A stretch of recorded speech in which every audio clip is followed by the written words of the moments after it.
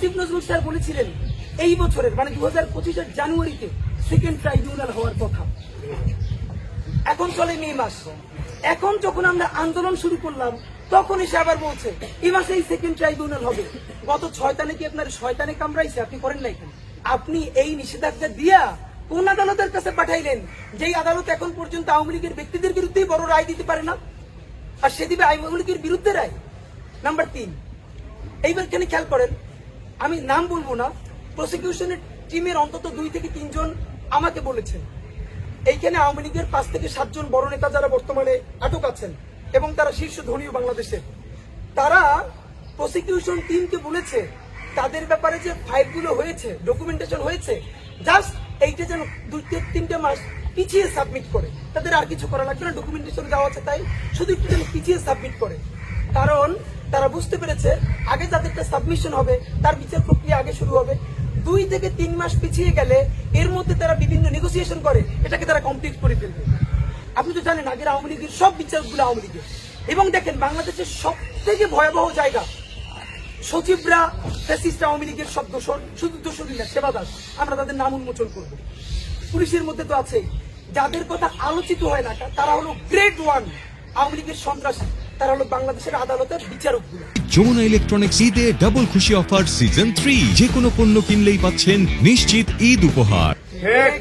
তারা হাজার হাজার কোটি টাকা মামলা বাণিজ্য করে বিএনপি থেকে শুরু করে জামাত থেকে শুরু করে মানুষের মামলার রায় সে কি দিবে, এলাকার পাতি আওয়ামী লীগের অ্যাডভোকেটের মুখের দিকে তাকে তারপরে সে রায় দিত।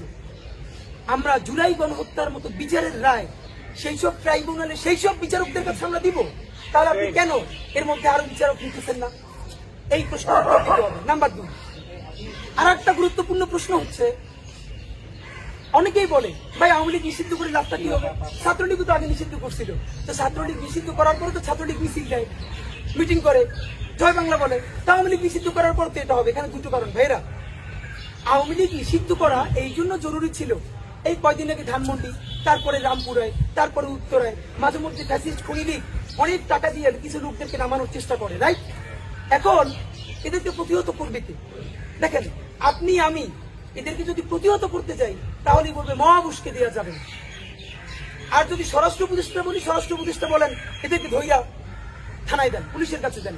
খেয়াল করেন, যারে আপনি নিষিদ্ধ করেন নাই, যে নিষিদ্ধ সংগঠন না, সে যদি এখান দিয়ে মিছিল করে যায় তারে ধরার কোন এখতিয়ার আমার আছে?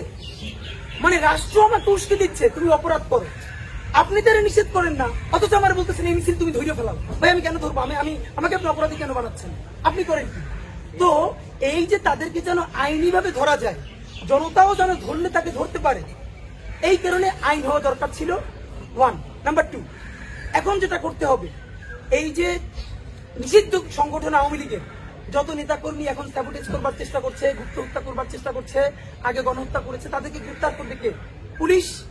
একটা খুব গুরুত্বপূর্ণ প্রশ্ন আপনারা শোনেন, এই যে পুলিশ গত 15 বছরে যে ম্যাসাকার গুলো শুধু করে নাই, মানে পুলিশে নিয়োগ দেওয়া হয়েছে কাদেরকে বলেন?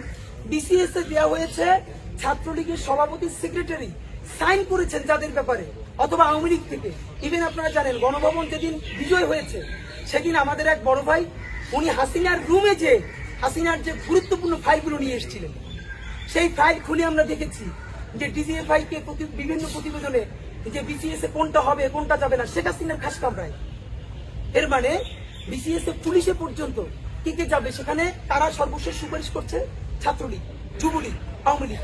এর মানে যতগুলো বিসিএস ক্যাডার নিয়োগ দেওয়া হয়েছে, specially BCS police, BCS admin, foreign, এইগুলো আউট অ্যান্ড আউট, এগুলো সব আওয়ামী লীগের শুধু দোষর না, এগুলো বিরাট আওয়ামী লীগের সিন্ডিকেটের অংশ। তারা তো এখন সবাই বহাল তবিয়াতে আছে। পুলিশের এসআই দেওয়া হয়েছে, কনস্টেবল দেওয়া হয়েছে এলাকার পাতি গুন্ডাগুলোকে 20 লাখ 30 লাখ টাকা করে।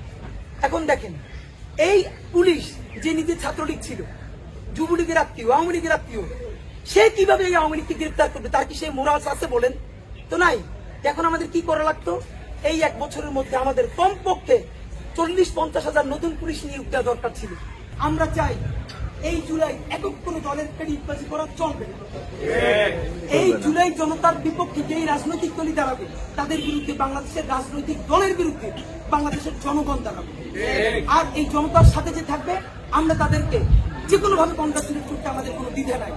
আপনাদের মাধ্যমে জানাতে চাই, এই সরকার অত্যন্ত টেকনিক্যাল কারণে আমরা এটুকুন বুঝি, সে দল নিষিদ্ধ না করে কার্যক্রম নিষিদ্ধ করেছে।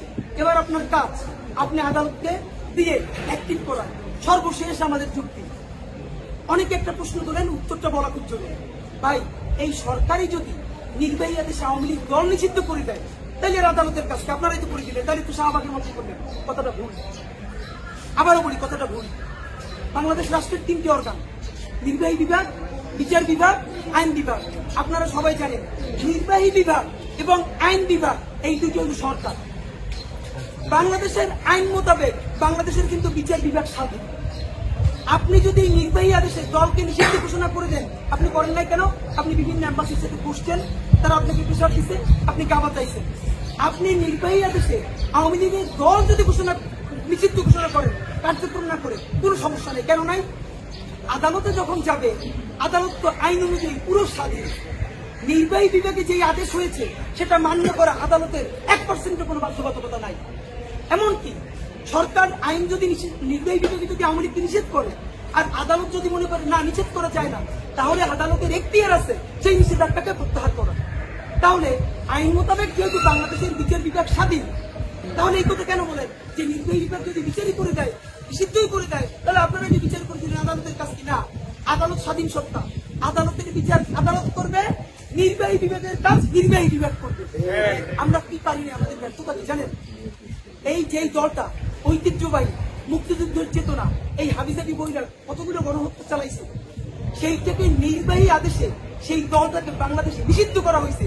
এইটা আগামী 1000 বছরের বাংলাদেশের জন্য বিজয় হইতে পারত। সেই জন্য টিকেই রাখতে পারতাম কি পারতাম না সেটা পরের কথা।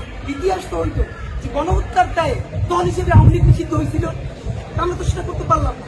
তো সরকার, আপনার যদি এখনো সুযোগ থাকে, আপনারা আবারও বিবেচনা করেন, আপনারা কার্যক্রম নিষিদ্ধ না করে দল নিষিদ্ধ করেন। আর যদি এরপরও মনে করেন এম্বাসির চাপ আছে, তাইলে দ্রুত ট্রাইব্যুনাল দিয়ে বিচার করানোর ব্যবস্থা করেন এবং জুলাই ঘোষণাপত্রের জন্য রেডি হন। আমরাও ফাঁকে আপনাদেরকে আবার ছাই মাইকা ধরার জন্য রেডি হইতেছি।